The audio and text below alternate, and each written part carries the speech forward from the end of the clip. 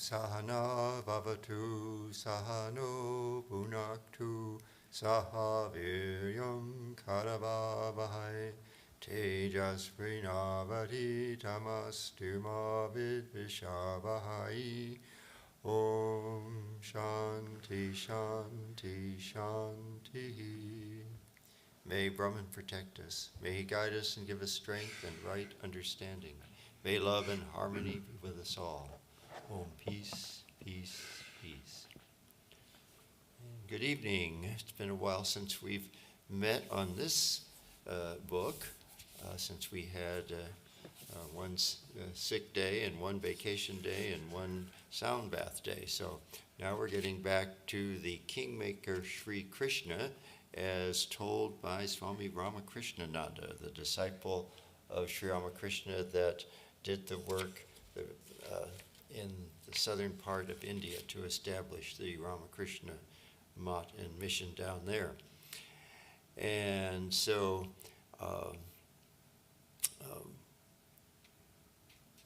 we will begin, if you're following along in the book, on page 217.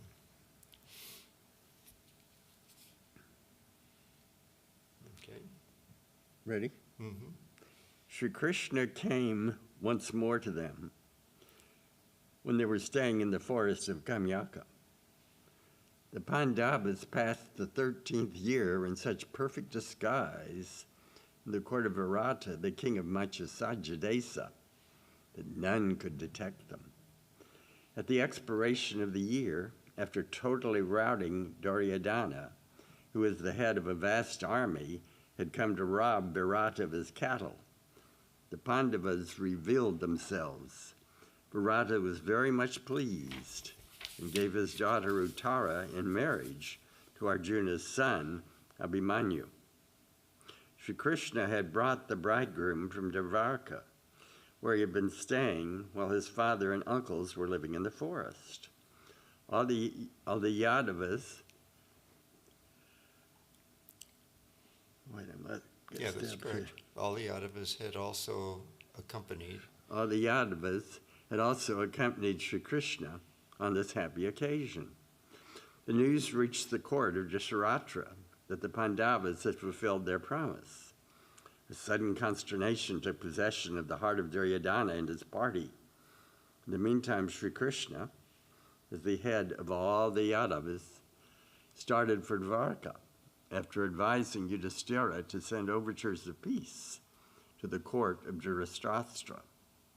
He preferred to settle the affairs of the Pandavas and the Kauravas as amicably as possible, not desiring to stain the earth with the blood of her children in unnecessary warfare. Yudhishthira, however, learned through his spies that Duryodhana was not at all for peace, but was collecting forces to give them a sound beating. So he also sent his brothers to different kings requesting their help in the impending war, which seemed almost inevitable. Accordingly, Arjuna went to Dvarka to ask for Sri Krishna's help. Duryodhana had taken his seat upon a throne placed near the former's head. Arjuna came in and took his seat near the feet of the leader of the Yadavas, who got up after a little while and saw Arjuna first and Duryodhana next. So when help was asked by both of them, he wanted to help both. To one party, he wanted to become an advisor merely. The other, he offered to help with 900,000 of warriors, each one of whom was as good as himself. And he first asked Arjuna to choose one or the other of the two alternatives. As he had seen him first, Arjuna preferred to have him as an advisor. Duryodhana was perfectly pleased to have the 9 lakhs of best warriors and gladly returned home. So I think there's something very symbolic about this. It's obviously wiser to choose the Lord rather than dominions of warriors. So Arjuna picked very wisely to pick Sri Krishna as his advisor. On the surface, it would seem ridiculous to turn down 9 lakhs of warriors when you're trying to fight a war against someone who has already amassed a huge number of allies and had a huge army himself. But Arjuna was wise and realized that Sri Krishna was no ordinary human being, but indeed he would be the best of the two. So really symbolically, always choose the Lord over no matter what kinds of temptations the world puts out for you. Very much like, say, Buddha's temptations or something of that nature. Same order of magnitude here. All right, let's read another paragraph. You want to continue? Sure. Sri Krishna and Arjuna, after this, came to Yudhishthira at the court of Virata and at the latter's request. Krishna went to Hastinapura as an ambassador to try to reconciliation between the two parties. The divine ambassador was received kindly by the blind king and his pious ministers, but his wicked son and his evil-minded ministers, such as Karna, Dusasana, and Sakuni, wanted to imprison him, although he was in the capacity of an ambassador. This plot was revealed, and Sri Krishna, not deigning to accept Duryodhana's invitation to a dinner at his palace, preferred to go to Vidura's hut and dine there. Although he tried his best to bring about peace, Duryodhana, who did not want to part even with that one portion of land that might be taken up by the point of a needle without fighting was inexorable. So Sri Krishna had to come back to Yudhishthira. On his way, he met Karna and revealed to him the secret of his birth, stating that he was the eldest son of Kunti, born of the sun god, when she had been a virgin, and if he preferred to come over to the side of the Pandavas, the pious king Yudhishthira and his 4 heroic brothers would make him the emperor of India, and after killing Duryodhana. Karna declined, for although he was a great friend to the wicked king, still he was famous for his charity and truthfulness. This he called the policy of Bheda, or divide and kill. In India, Sama, Dana, Bheda, and Danda are the 4 policies which were in vogue amongst her politicians. Sama is peace, Dana is concession, Bheda is division, and Danda is force. Sri Krishna tried the first 3 to the best of his power, but he did not succeed. We have seen that he never liked to shed human blood unnecessarily. In him, heart and brain, feeling and intellect were wedded together.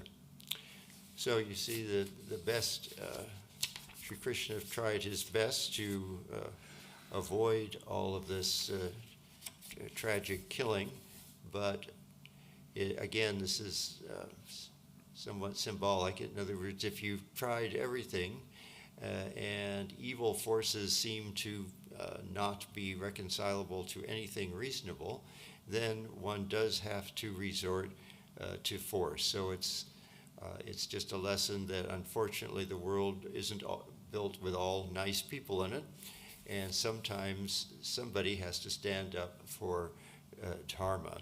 And in this case, it was Sri Krishna and Arjuna and his Pandava brothers that were going to have to do this. All right. These paragraphs are massive. All right. You want to take He one? returned to Yudhishthira and conveyed to him the bad news. The 2 vast armies, composed of all the best warriors of India and numbering about 18 Akushinis, of which 11 were on Duryodhana's side and 7 on Yudhishthira's, met in the memorable field of Kurukshetra. On the eve of the battle, Arjuna, seeing that he would have to kill his nearest and dearest relatives in the war, got very much dejected, so much so that he determined not to fight and asked Sri Krishna's advice about it.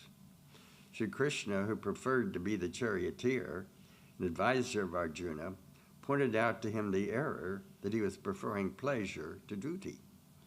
The wicked should be killed. They could not be brought round by any other means, and the cause of the righteous should be supported, even at the cost of one's own life. Arjuna had forgotten this golden rule, and that was the reason why he did not want to fight. A man should sacrifice all personal comforts for duty's sake. It was the duty of Kshatriya to support a righteous cause. By not wanting to do so, he was going to prove himself an undutiful man. Moreover, according to the sages, the man can never be killed. It is the body, the dwelling house of the man, that wears out like a cloth. That is what is called death.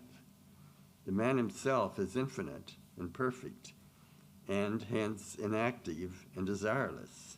Men who realize that calm and inactive nature of self go by the name of wise men, and the path which they take to realize this goal is called the path of wisdom, or jnana marga. But no man can stay even for a moment without being active. With his food and drink, he imbibes activity. Therefore, it is not at all easy for him to give up activity all at once, that being his very nature. It is as good to advise him not to breathe as to ask him to give up his activity. So a man should act without looking at the result. And that can only be done if he can get rid of the idea of I and mine, that being the cause of all his bondage. As every man is always actuated by some motive in all his actions, to act without looking at the results is next to impossible. Action done with motive breeds desires which bind a man. Therefore, if a man wants to get rid of bondage, to work he should have the right, but not to the fruits thereof. It is not a very easy affair, as has just now been seen. So this path, which goes by the name of path of action, or karma marga, is as difficult to be followed as the previous path of wisdom. So, a brief summary of the ideas of karma yoga put forth in the Bhagavad Gita, which of course this is the scene in which the Bhagavad Gita is delivered by Sri Krishna to Arjuna. And so Swami Ramakrishnananda gave us a brief summary of the essence of the karma yoga idea, which was sort of the basic argument for why Arjuna had to fulfill his duty as a kshatriya to uphold duty, to uphold righteousness.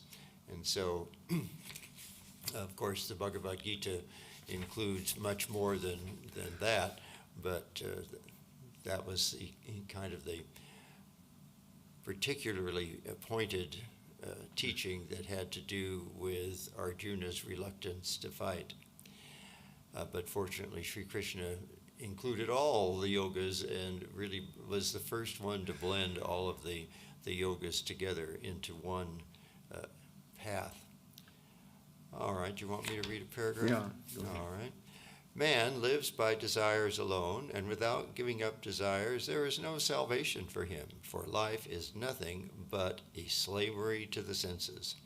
So a man should practice to die even before his death. That is, he should be dead to all passions and appetites and to all earthly charms. To do that, there is another path, the path of yoga, in which he should try to collect and concentrate all his vital energies in the middle of his eyebrows, forgetting all worldly concernments.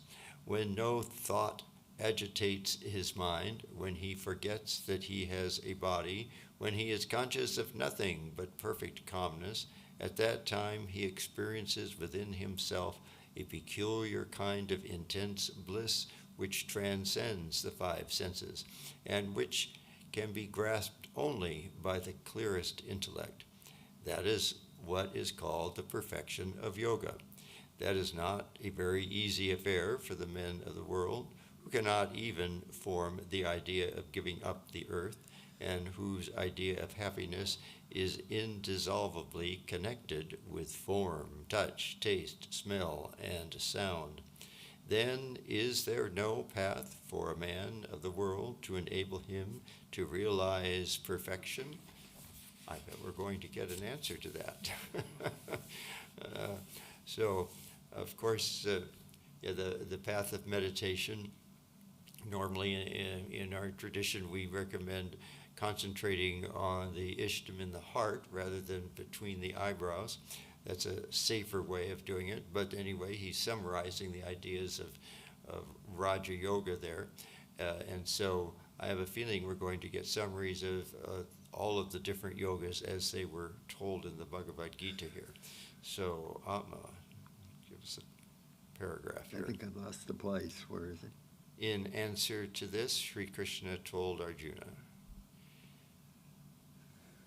Oh, sorry. In answer to this, Sri Krishna told Arjuna something like this. Yes, there is a path which is a secret, and because you are a beloved friend of mine, I'm going to impart that secret to you. Many are the births that have been passed by me as well as you. I know them all, but you know them not. The reason is I know that I am merely a dweller in the body, whereas you've identified yourself with it, hence you are confined in it. While I, knowing myself to be formless, am perfectly conscious of my infinite nature. Being nameless and formless, all names and forms are mine. I'm the sun, I'm the moon, I'm all the gods. I'm the one God of the universe. I'm all-knowing and all-powerful. I am the creator, preserver, and destroyer of the universe. There can be nothing bigger and greater than myself. Although I am doing all things, still I am not the doer. For being perfect, how can I want to do anything? I have no want in me. I have no beginning and no end, especially or temporarily. I'm above all time and space. I'm one without a second. Then who can be greater than myself? I'm pleasure and pain, sweet and sour, good and bad. Still, I am none of all these. Again, goodness, love, purity, morality, and whatever is ennobling and exalting are nearer to me than badness, hatred, impurity, and morality. And whatever the ignoble and debasing, for these latter, making a man more sensual, narrow-minded, and selfish, take him away from his real and divine nature, and hence keep him aloof from me. Whereas the former, making him less sensual and more unselfish, gradually disentangle him from the meshes of body and at last merge him into me, who am beyond all mental commencements. Hence, whatever is good, pure, and moral is a portion of my own infinite glory. In short, I am all whatever you see, nay, even beyond that. Yeah, you know, it seems like we've all become very good actors, so much so that we've forgotten we're just acting. We've taken on a body and a mind complex, and we've been assigned a role in the divine drama, and we've, just like the good actor who completely loses himself in his part, we've completely lost ourselves in our parts that we play in this drama. And so Sri Krishna is pointing out that he's not like that.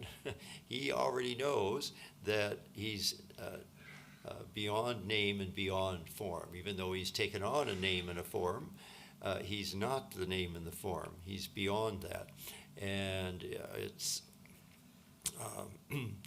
and then he points out that in order to achieve the goal of life in realizing who you really are instead of identifying with the body and the mind, you have to choose things which are good and not just pleasant. You have to not choose things that are debasing and immoral. You have to avoid hatred and impurity, and you have to go for unselfishness and the path of Karma Yoga and the path of Raja Yoga. So this is really what he's saying here. Then he goes on and says, Arjuna, his attentive and obedient disciple and friend asked to be blessed for the vision of his divine form, and through his grace was able to see the universe in him, meaning Krishna. It's a capital H here. So, not being able to bear the intense glory of the sight, he prayed to him to assume his previous form, in which beauty and sweetness had been blended together. Sri Krishna complied and became a man again. Then he asked his friend, "Am I not beautiful and all attractive? Is it at all difficult for a man or a woman to love me? And does he or she gain or lose my loving me? Whoever wants to see me in whatever light, can I not fulfill his or her desire? Am I not all-powerful?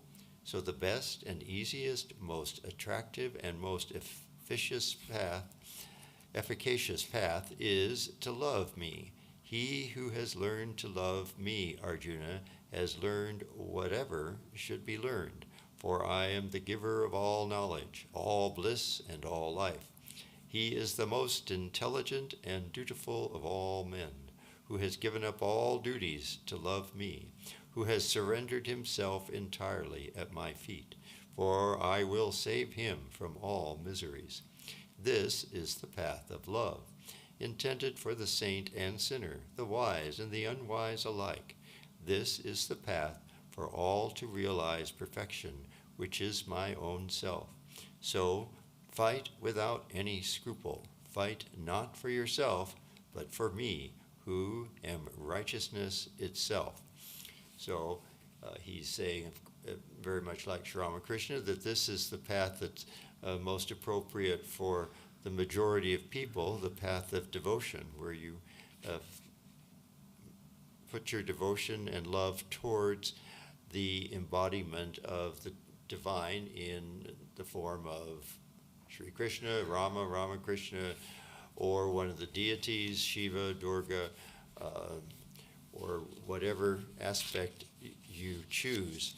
And by pouring all of your desires towards that one divine representation, then you can achieve perfection. Much easier than trying to just give up desires.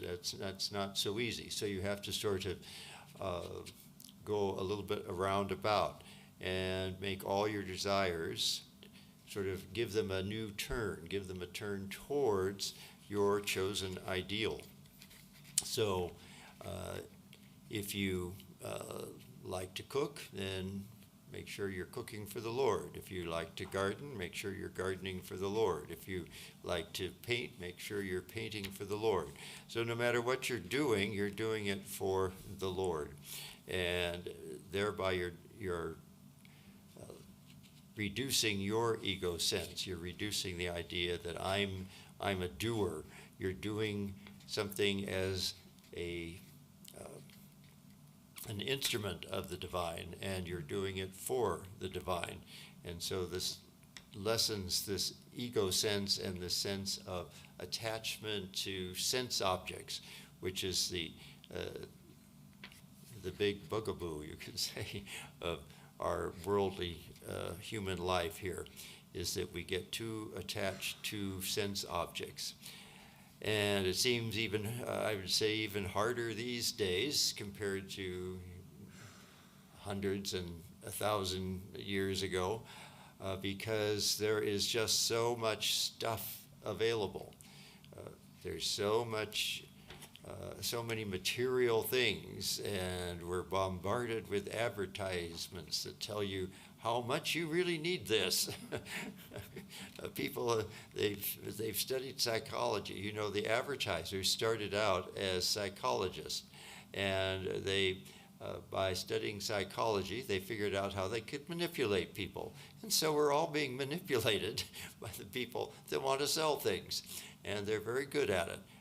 They convince you that you must have this, that, or the other thing in order to truly be happy. And they have these pictures of these gorgeous people of perfect bodies and smiling, and they're so happy that they've tried this new pot in the kitchen, or this new kind of rice preparation. And this all appeals to our little minds that have now been controlled by the advertiser. All right, so let's continue. Arjuna fought, and with the help of Sri Krishna's sage advice and the mettle of his heroic brothers, who won the great battle of Kurukshetra, where evil was sacrificed at the altar of good. With the death of Duryodhana, the incarnation of evil, righteousness was again brought into prominence. The world got back its long-lost peace. The wicked people had to seek out the nooks and corners of forests and mountain caves. The good were no longer in fear of tyranny of evildoers. The whole aspect of nature assumed a beautiful form, and joy flowed forth from the hearts of every living being in the earth, air, and water. Sri Krishna felt that his task was done, and his next duty was to place Yudhishthira, the pure, on the throne of India. So we've just summarized probably several volumes of the massive Mahabharata. If you've ever browsed through our bookshop, you know that it encompasses 12 volumes. It takes up almost an entire bookshelf. So we can be very thankful to Swami Ramakrishnananda. He's just summarized a vast amount of it in one paragraph. We got rid of the whole war in one paragraph. That was pretty good. But that saintly man, it goes on to say, after the victory, was so much overpowered with compunction for the loss of all his kinsmen and friends, who had been the greatest and most warlike men of India, that the very idea of sitting upon the throne after having shed so much noble blood, he could not entertain, and he requested Sri Krishna, his 4 younger brothers, the sage Vyasa, his grandfather, and many other sages and brahmanas who had come to request him to be formally inaugurated as the Emperor of India, to allow him to lead a secluded life in some solitary corner of a forest in the hills. After a good deal of remonstrance, he was at last prevailed upon to sit upon the throne by his advisors, who had showed many clear and undeniable reasons based upon the authority of the scriptures. And again, you could say, you could have another reading of the Bhagavad Gita to tell him that this was his duty, whether he liked it or not. His duty was to assume the throne, and so he was the one. In fact, the one who doesn't want to do it is probably the best one to have the job. If you're eager to rule and boss over everybody else, it's probably not the best. You're probably not the best person for it. And so he had all the good qualities of being a good ruler, but didn't have the desire to do it, and that probably made him the very best king that one could be. All right, let's go on. Thus Sri Krishna, the kingmaker, made Yudhishthira the emperor of all India, and established the empire of righteousness, where peace, prosperity, and happiness throve. My Kindle went blank. No, and happiness throve in abundance under his benign influence. India was saved from the tyrannical rule of the wicked and placed under the care of the mildest and holiest of men, the incarnation of purity, Yudhishthira, the bare mention of whose name purifies a man.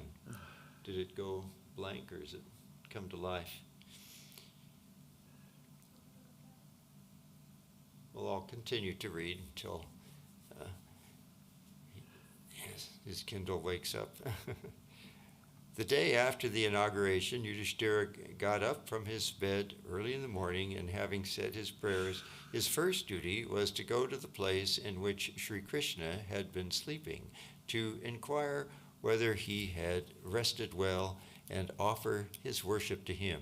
He saw him sitting upright on his bed, deeply meditating and waiting for his coming back to the plane of his senses.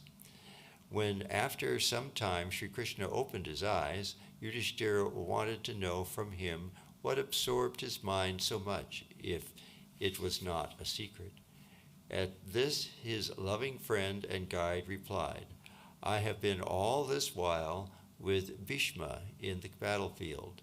The great and sage-like hero has been meditating upon me on his bed of arrows with a whole-souled devotion, and so I had to go to him. The time is approaching when Bhishma, the man of terrible vow, will leave this earth, making her really poor as regards the highest wisdom, the greatest heroism, and the most profound learning, the most absolute purity of thought and deed, and the most unparalleled abstinence. Mother Earth will have to lose in him her brightest ornament in a very few days. The great son of Satanu is waiting for the sun to take up his northern course from the Tropic of Capricorn, as that time, when light preponderates over darkness, is considered very auspicious by all the holy men who wanted to give up their bodies, desiring the most exalted condition of final emancipation. He will still protract his unbearable life for 56 days more, lying at full length on the sharp ends of shining arrows piercing every inch of his body, one of which is more than enough to kill the strongest and most hardy warrior, as death can never approach Bhishma unless he wills it. So my beloved seize this rarest opportunity of learning from him all that is worthy to be learned. Clear all your doubts and get rid the dejected condition of your mind, which has upset you so much. Let us all go to him now and sit at his feet to learn and continue, going till the last day of his stay with us here." So that's quite a profound section as well, learning how austere some of these people were. And of course, they were all semi-divine, since he was the son of the sun god. And so he was not an ordinary person. And this is, frequent when you look at the myths over the centuries and the enormous number of cultures from which we get mythologies. Oftentimes, the heroes are half divine. One of their parents was some sort of divinity. And so this is really a common idea, that these great heroic souls are really descended partially from some sort of deity. All right.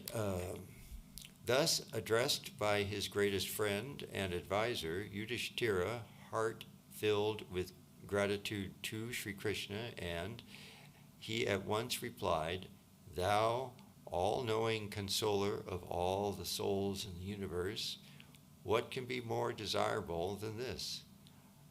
How fortunate is our great-grandfather that he will have the much-longed-for sight of thee, to whom he is so much devoted, during the last days of his unequaled and inimitable life." Of course, this also tells us that that's our ideal, is to be thinking of the Lord at the last moment. And when you're thinking of the Lord will be thinking about you. So this is really another teaching that we're getting here. "Blessed is the son of Ganga. Blessed are we too in having such a friendly Savior as thy supreme self, one without a second." So, saying, he has once ordered all the chariots to be brought which would take them to the battlefield of Kurukshetra. Sri Krishna and the 5 sons of Pandu, headed by Yudhishthira, then got into their respective chariots, followed by a large retinue of surviving warriors and tributary kings, and reached their destination in a short time. They left their chariots at a distance and walked solemnly in silence towards the tent of Bhishma, passing through horrible sights of putrefying and unsightly dead bodies, severed heads and limbs of warriors, preyed upon by all sort of grim vultures and ravens. Approaching the side of Bhishma, Sri Krishna, the party leader, the leader of the party, accosted him with these words: "Noble son of Ganga, do you preserve your mental equanimity on this bed of arrows, piercing the most vital parts of your body? None but you, O Bhishma, can bear this intolerable pain, even for a moment, and you are calmly continuing your life in this manner, awaiting the return of the sun towards the north, which still requires 56 days more. The Pandavas have come to offer their worship to you. They want to learn of you the duties of kings and the 4 stages of life, and many other things, to clear their doubts and illumine themselves, as your life will end, in all purity, knowledge, and wisdom. How do you feel?" Bhishma seemed enlivened by these sweet words of him who was the only one Lord of his heart, which was filled up with infinite bliss at the sight of Sri Krishna, and tears of joy began to trickle down from his eyes. He said, "Hail, consoler of my soul! Thy charming voice can bring back life to the dead. How have I been longing to be blessed with the sight of thy sweet self! The flesh is paining unbearably. The arrows are finding their ways into the very seat of my vitality. The tongue is parched with intense thirst. The whole body is burning as if with fire, and my brain is reeling, and I have no command over my thoughts. It is not possible for me to talk even for a few minutes." At this, Sri Krishna said, "May you be blessed even at this moment with clearness of mind. May your memory come back to you with all its brightness. May all the pains of your body disappear at once. May you have peace and bliss within yourself, and may this state continue till you attain your final emancipation." The moment Sri Krishna uttered these words, Bhishma was free from all his pains, and he said, "How happy I feel now, Sri Krishna, made so by you. Such is thy infinite love towards thy servants. Thou wantest me, an insignificant servant of thine, to teach the sons of Pandu. O thou all-knowing Lord of the entire creation, who am I before thee? Even the firefly is something before the sun, but I am not even that before thee. To teach them thyself, what do I know? What can I teach?" At this, Sri Krishna said, "If the full moon is charmingly sweet and refreshing, it is but natural for it. It cannot but be that. It has no special merit for this. So if I, the omniscient one, the Lord of all, speak words of wisdom, that is not at all wonderful. But if out of the mouth of a man come words of illumination that dispel ignorance from those who desire to know the truth, then it is really wonderful. I want to make you my mouthpiece.